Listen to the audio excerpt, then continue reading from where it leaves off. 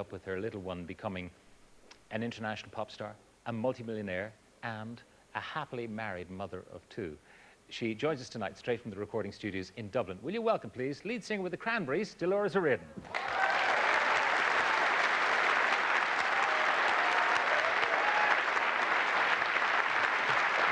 Dolores, big hug. Now, sit down there if you would.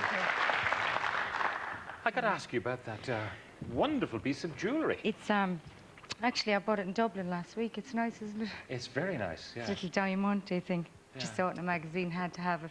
It was a must-have, you know. It's kind of rock star stuff, isn't it, really? Yeah, it's kind of like, you know, you couldn't wear it performing because it would be in the way of the guitar, you know, but I liked it, you know. Okay. How long are you spending in Dublin now? We're here for another week. We're in Windmill, and we're finishing off the next album, which is due out in August, and we'll be touring that. We'll be doing a promo tour until the end of the year, and then next year we'll do a world tour for probably about 2.5 years again. So this is kind of the gestation period of the album, but it's not the only gestation you've had recently, because 12 weeks ago... I had a baby girl. You had a baby girl. She's gorgeous. She's lovely. What'd you call her? I called her Molly. She's really beautiful, yeah. Which camera are we on? Oh, whichever one you like. Any one you like. I have to say hello to my son. Is it that one? Or that one? Find a red light. This one over here. Brian has that one. Taylor, this is Mommy. I love you. Ah. I had to do that. And now go to bed, Taylor. Go to bed then, yeah. And no more popsicles. Too many. Being a mother of two, I mean, being a mother of one and going around the world is one thing, but being a mother of two and a little baby, I mean, it's a family affair, really. Yeah, well, it's kind of nice because he hangs out with her a lot now, you know. He really loves her, like, it's crazy about her. He gives her the odd little pinch when I'm not looking, you know, the chore or something, and she, like, cries, and it's like, okay. But he loves her, he's nuts about her. So it's kind of nice, because, like, when I'm away, at least, like, he'll have someone to relate to, and, you know, he won't be on his own. Does he know what his mummy does, really? I mean, does he understand? Initially, he thought everybody's mummy was a singer, you know. I heard him having a conversation with his cousin, and he was going, is your mammy in a rock band too, you know, kind of thing, and it was like, yeah, he really thought everybody's mother was a singer. But now, I think he's kind of figuring out that his mommy is one of the few singers that not everybody is, you know, type thing. But you know the way kids are, they're little. Yeah, and they take everything for granted. I mean, if you say you're a rock singer, if you say you're a butcher, a baker, a candlestick maker, they say, yeah, that's fine.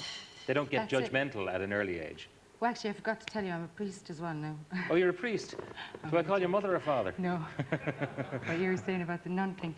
But no, yeah, I think at the end of the day, kids are kids, and they really, you know, they're not materialistic or anything. So, like, they don't really, you know, value life on whatever you own or where you live or what you do. It's just, they love you for who you are. That's why it's great to have kids. They're very grounding, aren't they? They certainly are. But I'm just wondering, is it going to make any difference when you're actually on the road? I mean, has Taylor seen any of your concerts?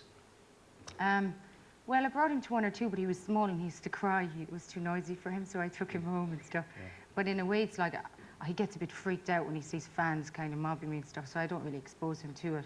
I want to be mommy to him, you know. Maybe when he gets older, I might, like, show him when he gets a bit older and he can handle it. But right now, it's like, I think it would freak him out because he's only a kid, you know. Yeah, well, we have a sneak preview of a DVD that you're going to be bringing out. Live in Paris. Live in Paris.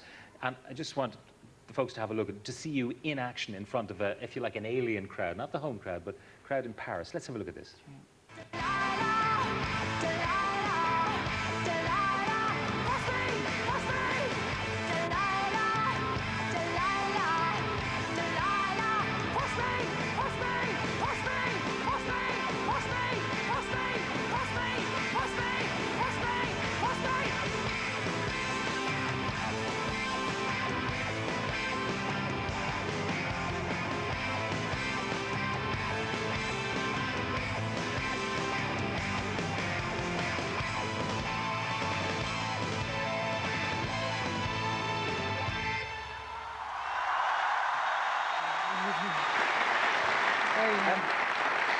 When was that concert of yours?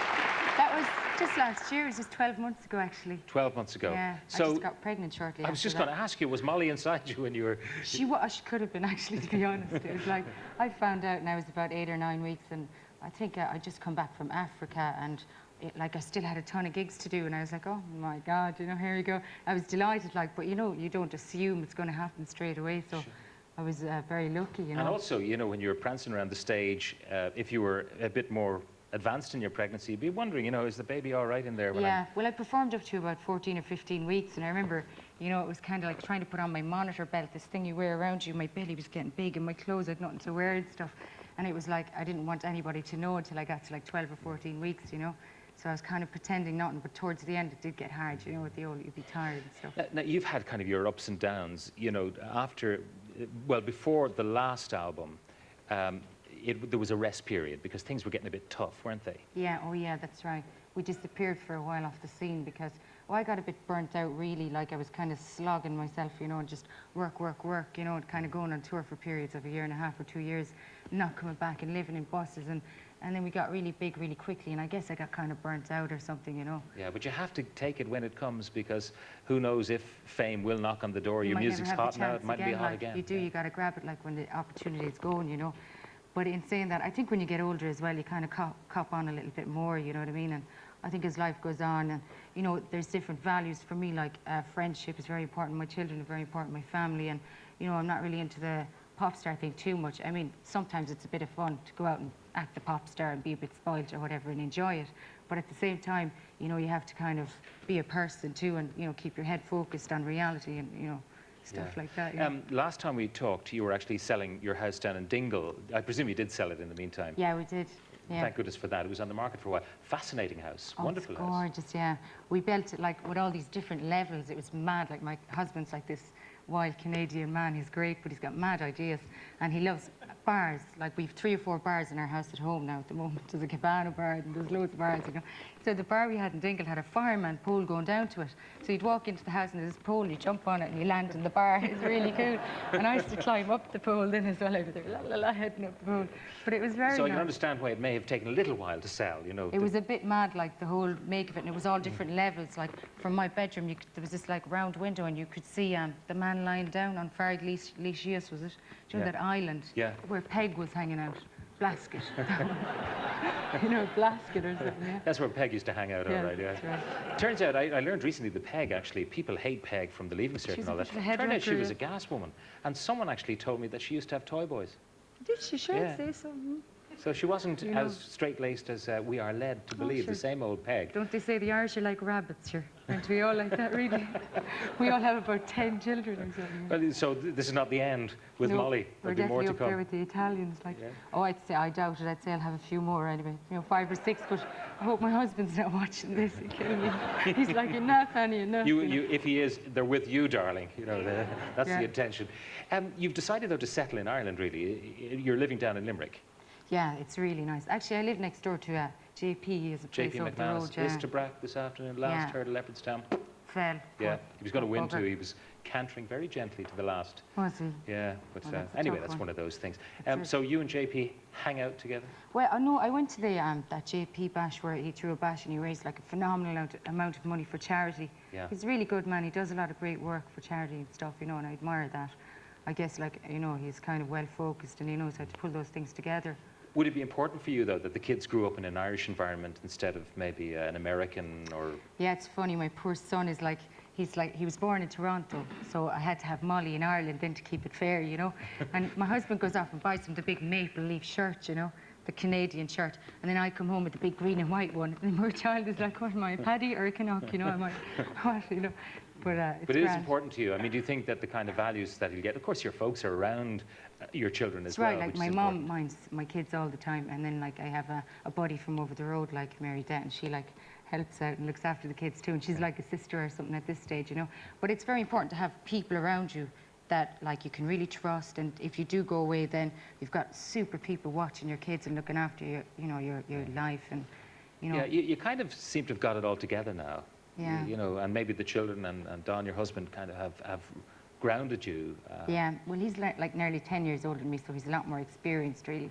So I guess I learned a good bit from him, you know. Yeah. I'm getting wise now, old. Wise, yeah. The album that you're writing at the moment, let's go back just to the influences on you as a kid that made you want to be a rock star. I mean, John Lennon was an idol of yours, as far as I remember. Is that right? Yeah, I loved John Lennon, and I loved Elvis. This is very Elvis vibe, isn't it? The spelt is totally the king, like. But I loved him. He was so, like, he didn't care what anybody thought, like, with his clothes. He was like, yeah, you know.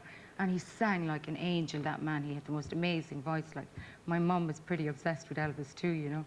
she was crazy about him, you know. She actually used to have pictures and stuff of him, you know, so I always remember that she had a crush on him. But Elvis I thought was amazing. And then I like Frank Sinatra, and I like Jim Reeves, Bing Crosby, all that kind of stuff. Lots of different influences. I'm wondering what you think of the pop music today, because you're very much a rocker, you're not a pop star. Yeah. Well, you know yourself now, it goes without saying, I'm not a big boy-girl band type fan. But I think it's nice for kids, you know, that kind of stuff. Kiddies like to have that, you know, pin-up boys or whatever. But I like rock. I like Aerosmith and, you know, Led Zeppelin and, you know, even AC/DC, you know, I like all that stuff, you know. Now, the reason I was interested, and we showed the DVD of you rocking in Paris, was like, if your children see Mammy like this, I mean, Mammy at home is going to be gentle and, you know, loving and nurturing of the kids. Yeah. And then they see you out there this giving it everything. Animal. Yeah, I don't get out that much head. But, you know, no, I love it, like, actually, because it's a great release, like, because, you know, like, you build up all this aggression and stuff, and then you go on stage and you're like, yeah, little animal, and it's great, I love it. I get the ultimate buzz off it, and the crowd love it too, sure, they'd be there beating the heads off themselves inside the audience. And you see the poor, God help, it's like they're stone mad. You see them body surfing. You know, you see some poor person going flying across the crowd, hopping their head off the barrier. Down they go unconscious. Up they get, around to the back of the crowd again, way to the back. And they make their way back up again, climb up and surf away. They're stone mad. And you actually notice this when you're up there? Oh, I'd be looking at these poor misfortunes getting clocked in front of me. I'd be there, hey, you know, security, you know, does anybody care? So it remains to be seen what Taylor and ultimately Molly will think of Ma on stage, because it could be quite an interesting comparison. Yeah, I think, you know, I think in a way, actually, they think it's like two different people. It's like, that's Mammy the pop star, and this is Mammy the mommy type thing, so. Yeah. And as I said, because I don't bring him to the gigs and stuff, because, you know, that's one of the reasons why, you know, it's like, God, my mom's an animal. So one of these days, you'll find him in front of the DVD at home with watching the concert and saying, well, I think I know that person. I know for sure, no matter what I do, he's going to turn around probably when he's 16 and go, Mom, your music sucks with a capital S. He's going to say that, I know it. Like, because kids just, they're never into what their parents do. They always rejoice for the next few years while he thinks it's great and Mommy's cool and all the rest of it. What about writing at the moment? Because you're writing and recording. When you're unhappy, it's probably easier to have themes, you know, tortured soul and all that. I mean, now you're very happy and very rooted and grounded, so... well, I'm getting good at writing happy songs. I'm working on that one. All right. But I like, you know, when you're cross, when you're angry, you can write good songs too. Those would be the rockers. And then, like the songs that you write when you're sad. I mean, you'll always find sadness in your soul. You just dig in there and you think about people that you lost in the world, and you think about when you get old and, you know, the future and what might happen. It's really so easy, really, to be inspired. But you just have to be a bit dramatic with your head and your thoughts. You know, exaggerate them a little bit, you know. So you get inspiration that way. It's a lot more difficult than you make it seem, Dolores. Anyway, look, when is the album coming out? I think it's August. And then the tour? Promo tour worldwide. I think we're starting in America, then Canada, and then I guess we'll go to South Africa, Asia, and places like Brazil and Mexico and stuff like that. We're going to try and go to markets we haven't been to. Okay. So it'll be exciting. We might see you 2002, 2003, yeah, hopefully I'll come back alive in one piece. All right. Dolores, great seeing you again. See you, Thank you so much for being with us tonight. Thank you. Thank you.